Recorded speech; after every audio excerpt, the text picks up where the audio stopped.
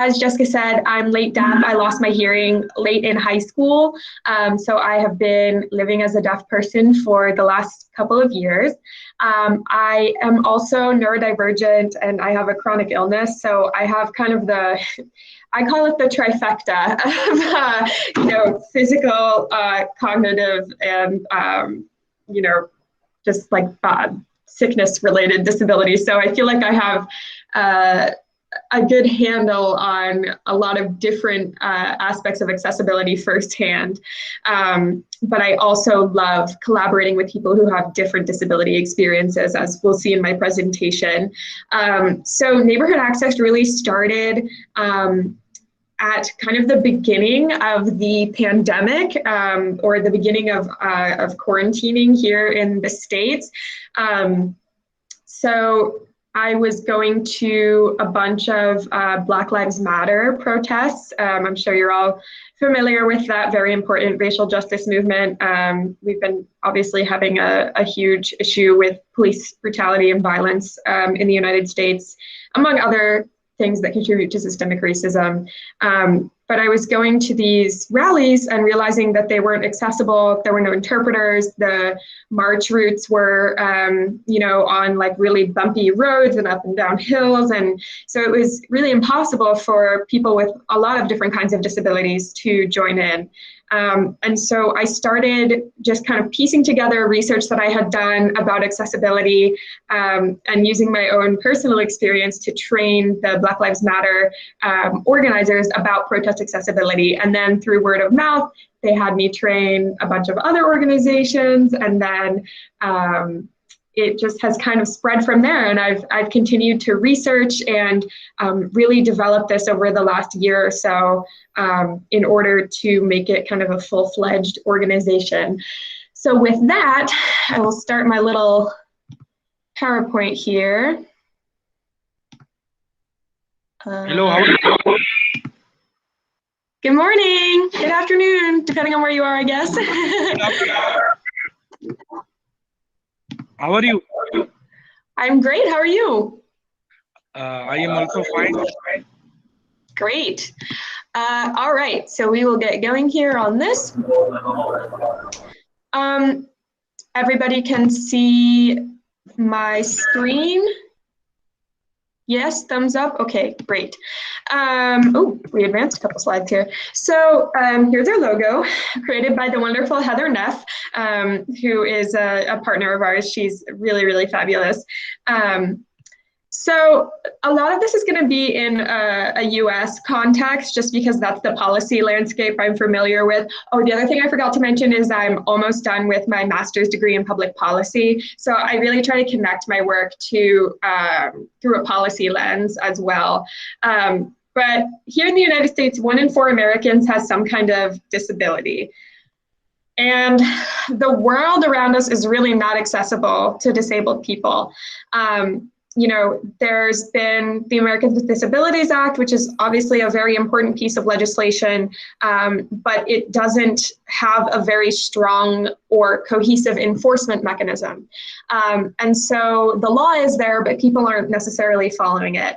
And the only way to formally contest an accessibility issue is by going to court and requesting, a legal entity to review the situation, which eventually leads to a lawsuit, which is contentious and it's uncomfortable and it's very expensive.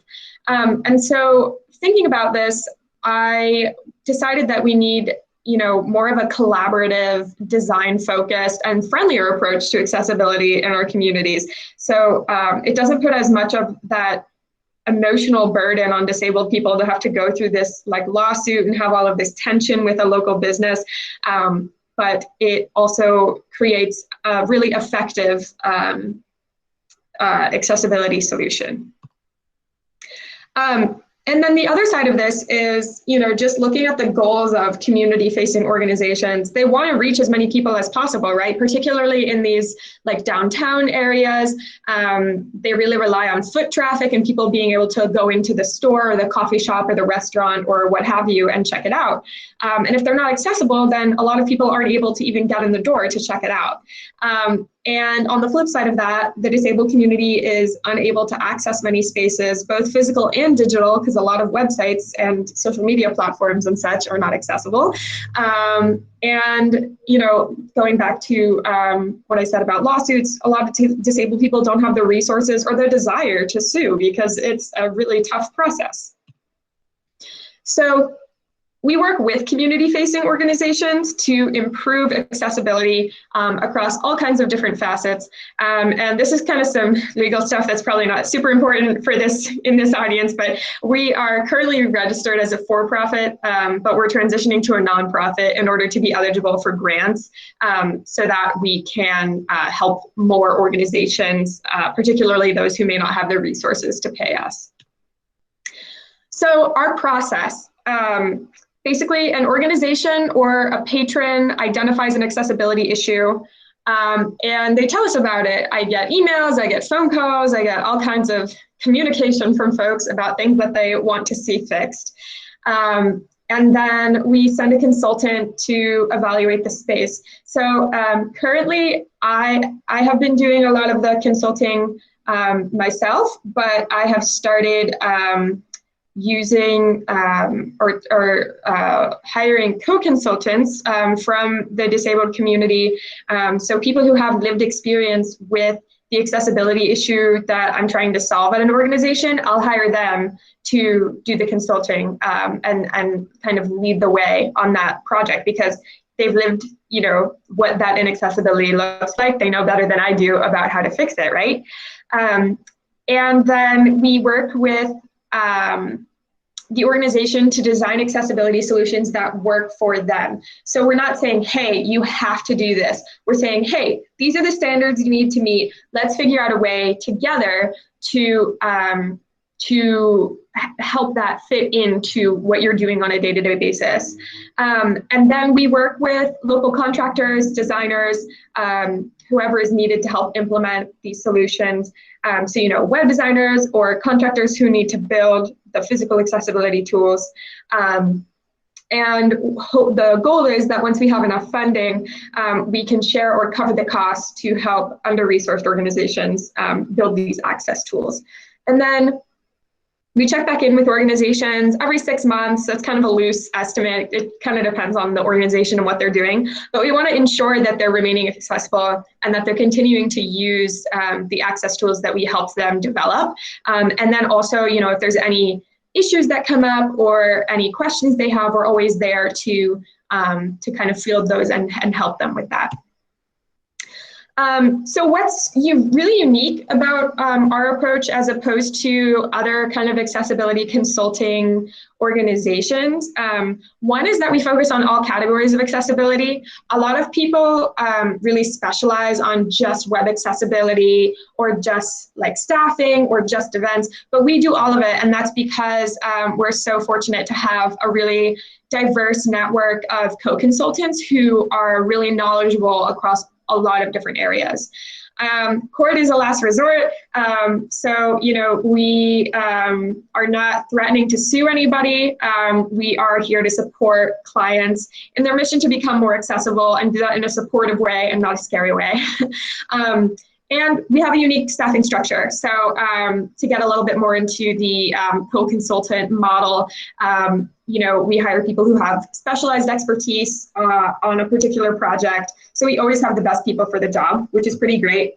And we also, you know, want to honor the fact that a lot of disabled people are entrepreneurs because the kind of traditional capitalist workplace in America is really not accessible to a lot of people.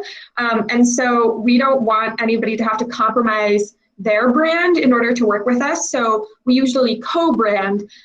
So for example, my friend Mary Fashik has her own kind of accessibility centered organization called Upgrade Accessibility. So when I work with her, you know, everything is co-branded as neighborhood access in partnership with Upgrade Accessibility. And that way we both get, you know, kind of that, that marketing and we get our names out there and we're both able to continue, you know, doing our own work and then also come together when we want to, which I think is really great. Our values. So one, there's no substitute for lived experience with a disability. Our staff is 100% disabled. Our board, oh, I need to update this. We just established our board and it is 100% disabled also, which I'm really excited about.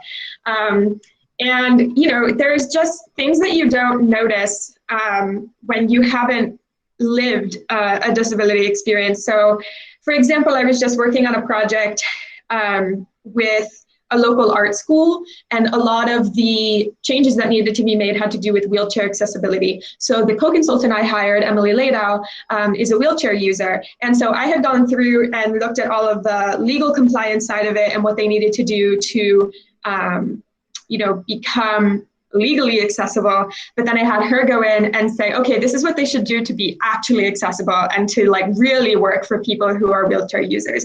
And so that really just heightened the quality of accessibility suggestions that we were able to provide. We also believe that best designs are collaborative. So I have a lot of experience in human-centered design, which I'm sure is something that you are maybe familiar with. It's like really catching on in especially these kind of like tech savvy spaces.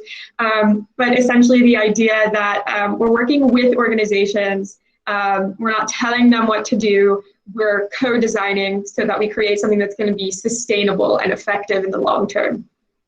And then lastly, intersectionality is a priority. You know, a lot of disability activism has historically been just like white, straight, cis, middle-class disabled people. And all of our solutions are made with diverse identities in mind. So we want to really honor you know, the culture of the area that we're designing access tools for, and just really take all of that into account, because accessibility does not need to compromise any, you know, cultural or community identity, I guess.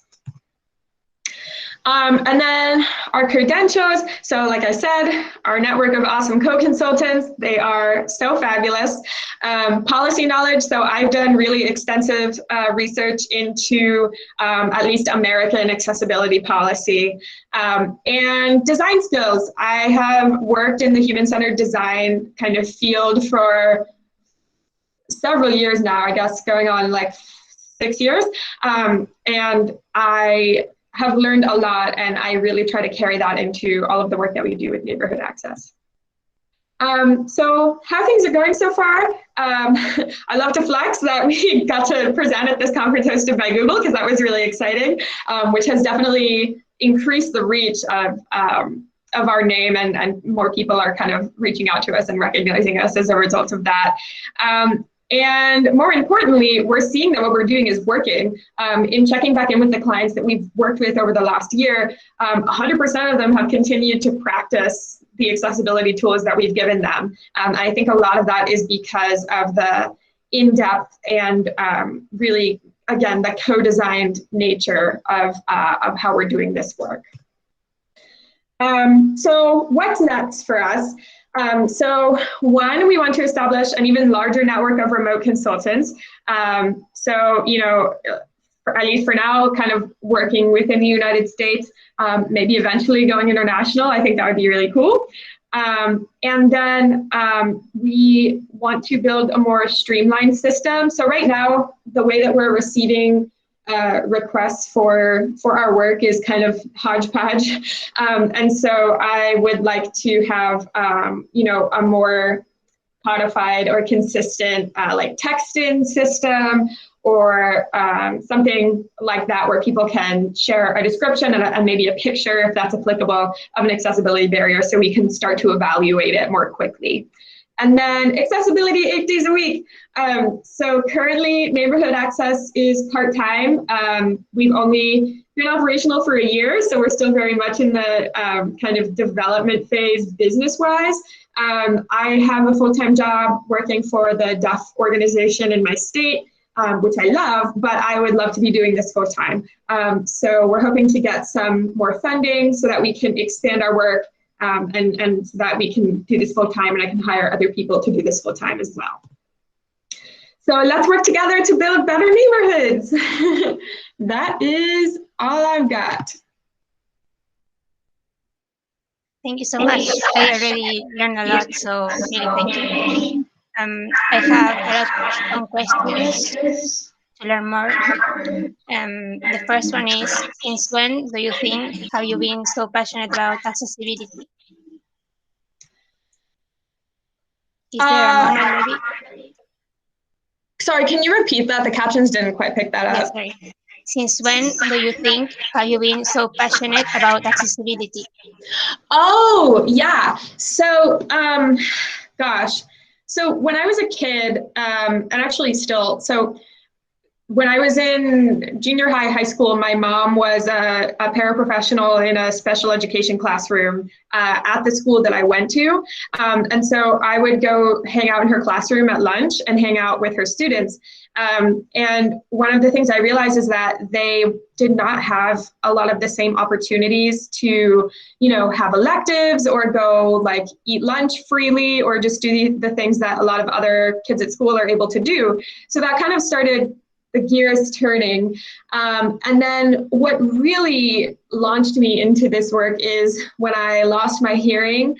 And when it got to a point where I was like I really needed accommodations and stuff, I was realizing how difficult it is to get them and how many barriers there are and how just frustrating it can be.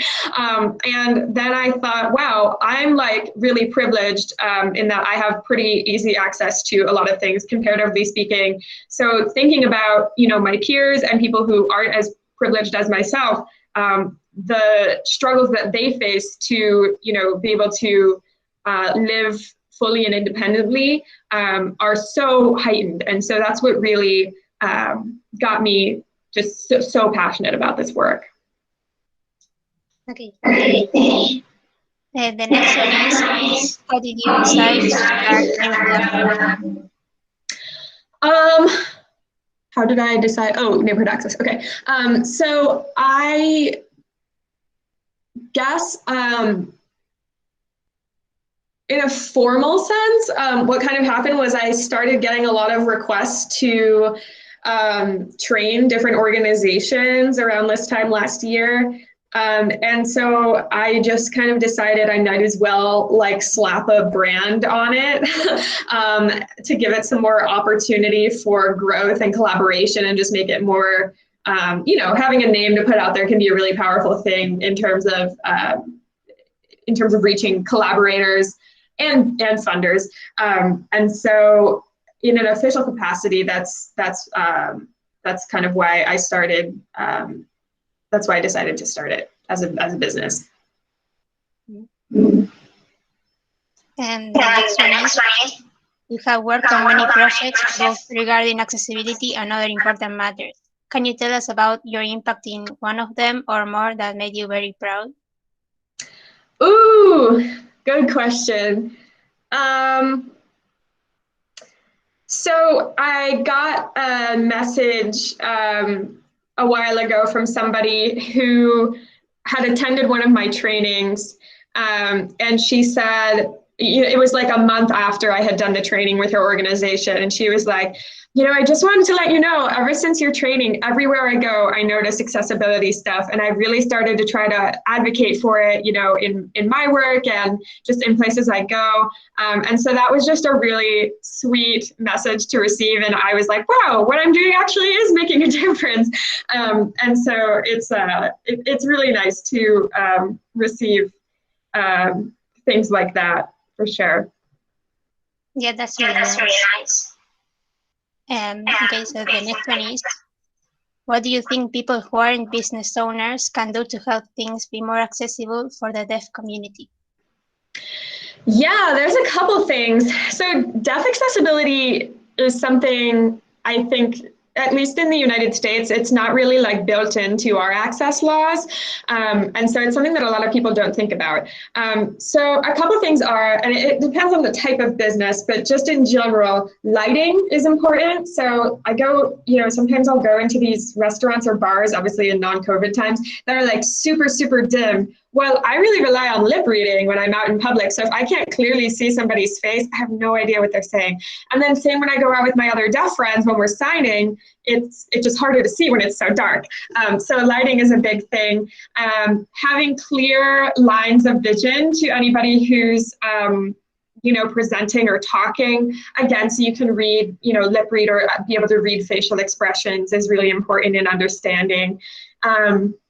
And then I guess just having, being flexible in communication. So at least in the United States, we have a lot of, we have this really great system called the telecommunications relay services, which allows people who use alternative like phones, basically like typing phones, or just there's like a lot of them, but it allows just people to connect regardless of what type of technology they're using for accessibility purposes. And a lot of times, because you're basically going through a third party who's relaying your message to the other person, there can be a delay. So a lot of times I'll call like the doctor's office or something to make an appointment, and I'm waiting for the relay agent to type, what they've said to me. And then it takes me a second to respond because I'm reading it, and then they hang up on me. So one thing that's definitely a big thing that businesses can do, is just be patient and think, before you hang up on someone after like 5 seconds of them not talking, think about the fact that they could be using, something to that effect, some kind of relay service. Yep. That's very interesting to know about. So the next one is, are you a local guide? I'm not a local guide, but I want to be now. I was looking into it, so I'm really excited to learn more about it. Great. We will wait for you in your community. The next one is, do you look for information in Google Maps, like reviews or photos, to check if places are accessible before you visit them?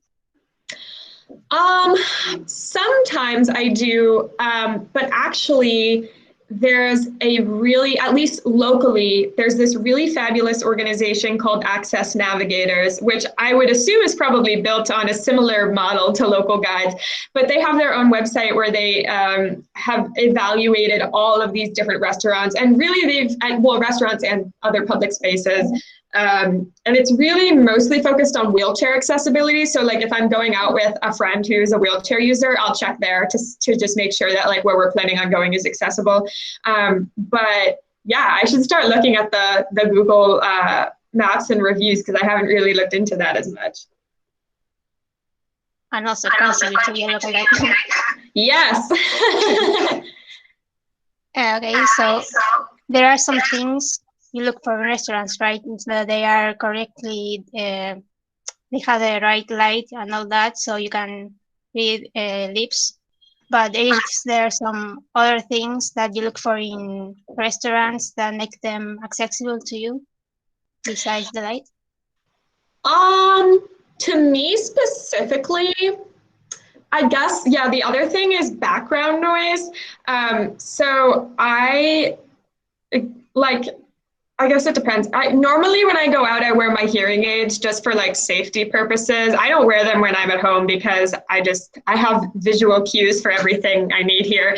But yeah, out in public, I wear my hearing aids. And so what can happen is if there's a lot of background noise, that will get amplified into the hearing aid just as much as the person I'm talking to or whatever. And so it just becomes this like really overwhelming sound.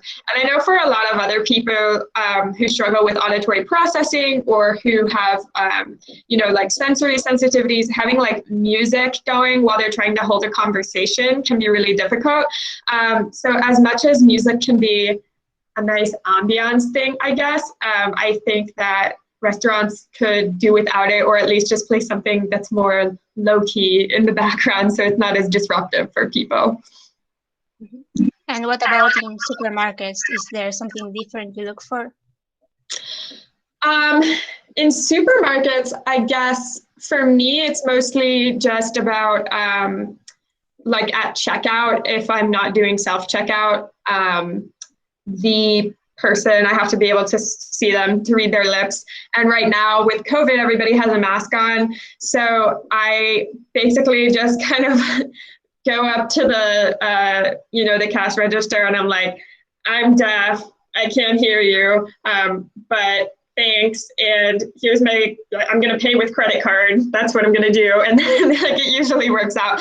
So I guess it's just that that flexibility and patience and communication. But I know that supermarkets can be a big accessibility thing for folks, especially for people who use mobility aids, and for wheelchair users, because a lot of things are not reachable at wheelchair height, and then people will like leave their carts in the middle of the aisle while they're like walking off to some other aisle, and it just becomes like a mess of barriers. And so I think it's just about being intentional with how you're spacing things out and how high you're stacking things. Those can both be big factors. Okay, we will definitely take into account. So the last one is, has there been a place you visited that impressed you with how accessible it was? Ooh.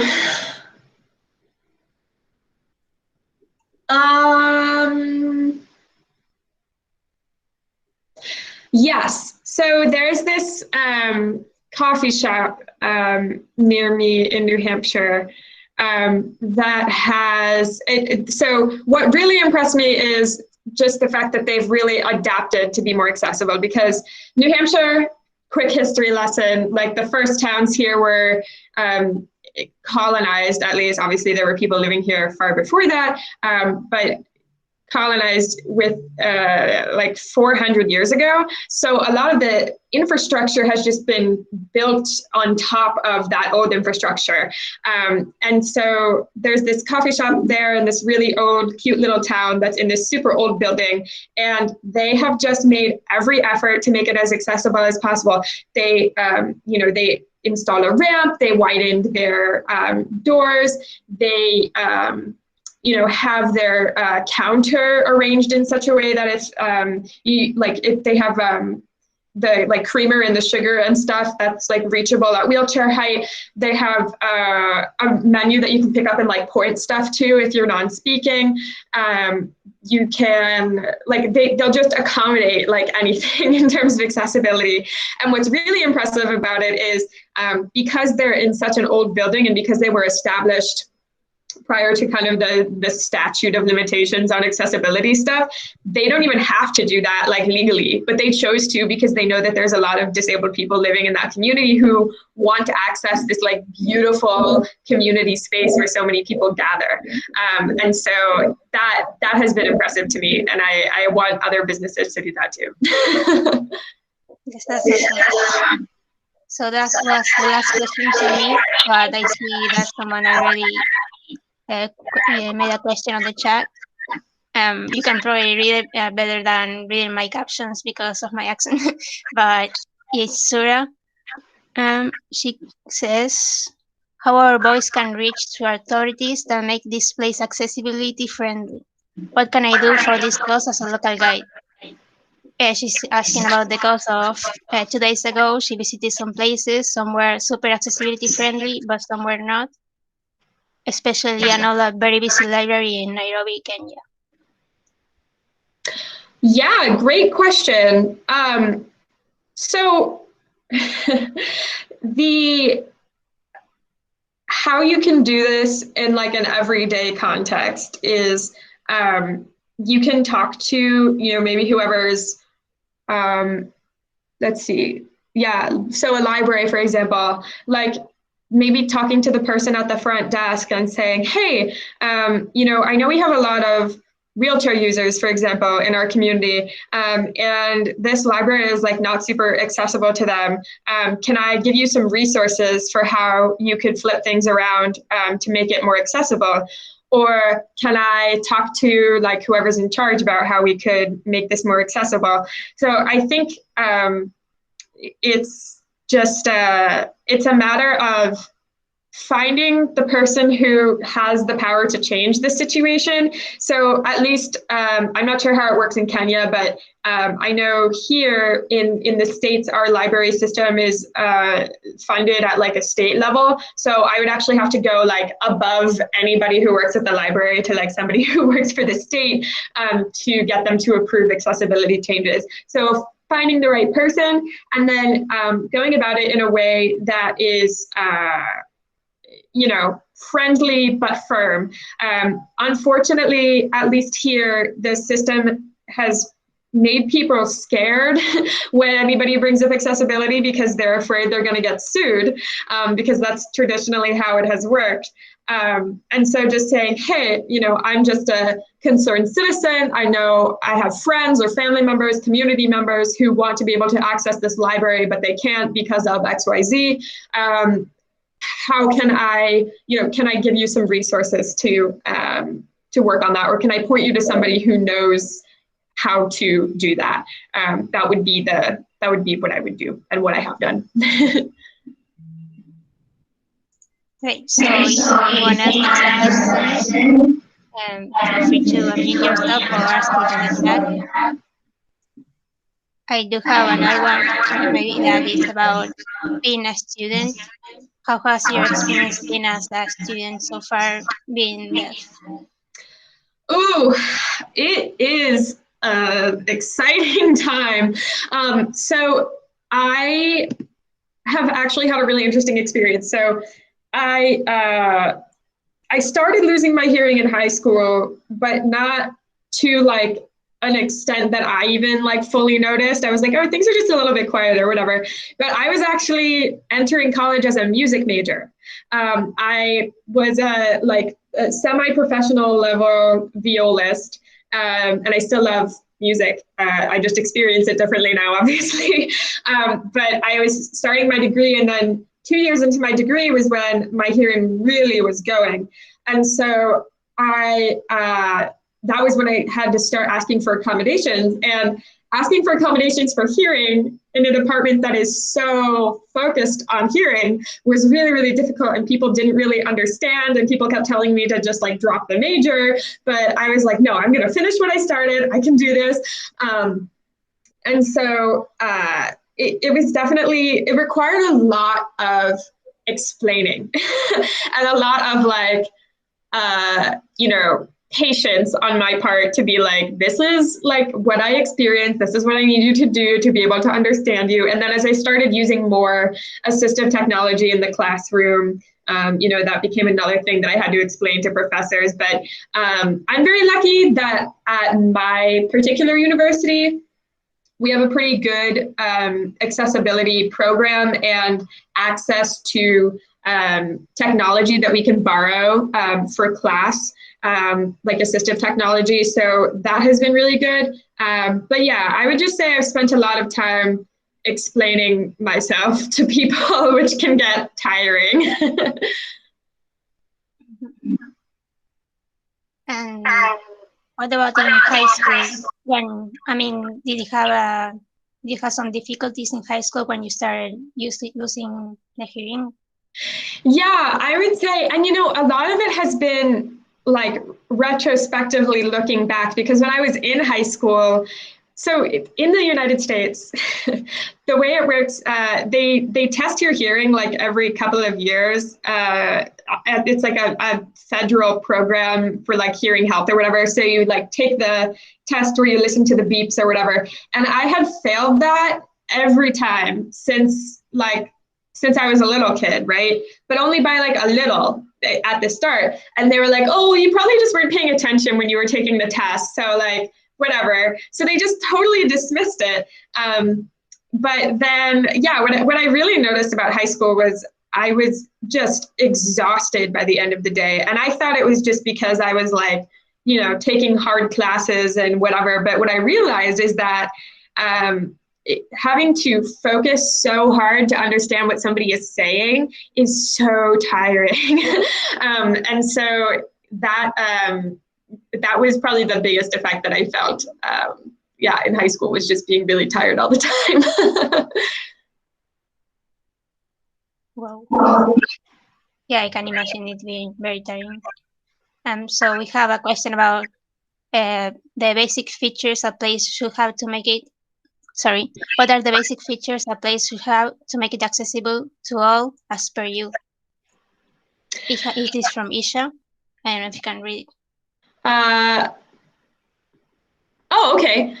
To make it accessible to all. So the thing about accessibility is it's really diverse, right? There's a lot of different kinds of disabilities, and there's a lot of different accommodations that people need. Even two people who might have the exact same disability might need different things to be able to, fully and independently do their thing out in the world.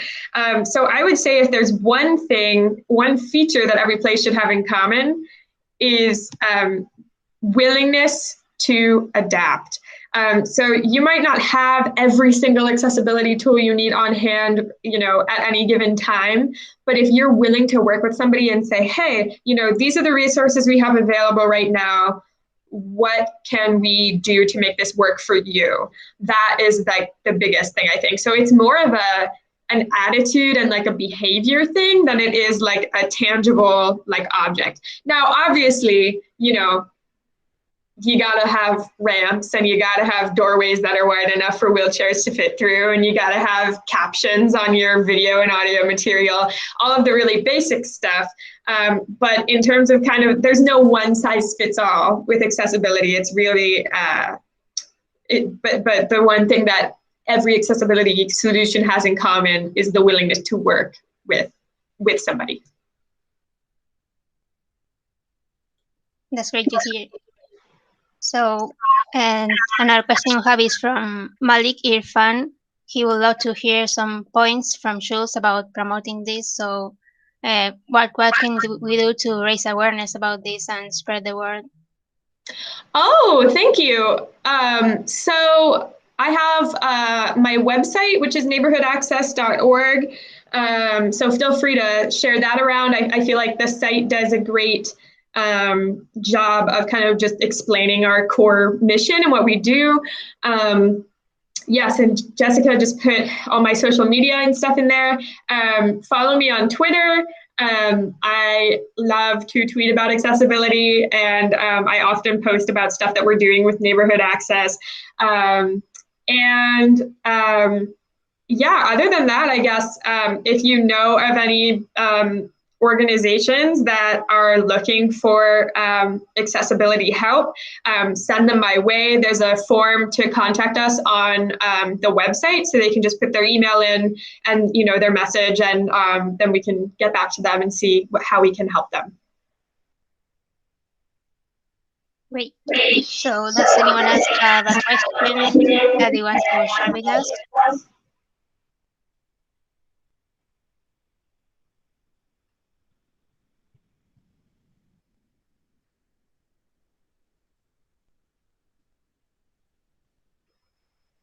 Nope. We covered it all. Okay, so if no one else has a question, we can either finish it here or just, or have a talk until the end of the meetup. I don't know. Anyway, if you have more questions afterwards and the meetup ended, you can get them to me, and I can send them to Jules, and I can post it on the recap, so we can have all of our questions answered. And Kashif is saying that you can write articles on Local Guides Connect about accessibility. That is the Local Guides website.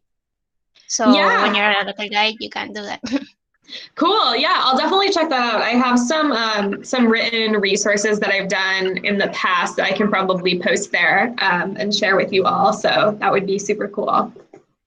Thank you. Yes, I'm excited to check out the Local Guides thing. That's super fun. We will be welcome you. If you want to write Connect, it will be great help for the people like me. Awesome. Thank you, Kashif. I appreciate that. All right. Well, I'm going to head off. I have to go to class in a couple of minutes, but it was so great to be here with you all today. And please feel free to, send any other questions you think of to Jessica. She can pass them on to me, or, visit my website and contact me through there or on Twitter, whatever. I'm always happy to chat about accessibility. So thank you all. Have a great day. Thank you so much, Jules. Jules. Thank you. And thank you everyone for attending. Again, if Thank you you, have some Jessie. questions, you can send them to me and I will send them to Jules. Thank you, Jessie. Thanks, Bye. Jules. Thanks, Jessie. Thank you, Jesse. Thank you, everyone. Thank you, Jessica. Bye. Thank you, Jessica. Thank you, Jessie. Bye, Jules. everyone. Ciao. Ciao. Ciao.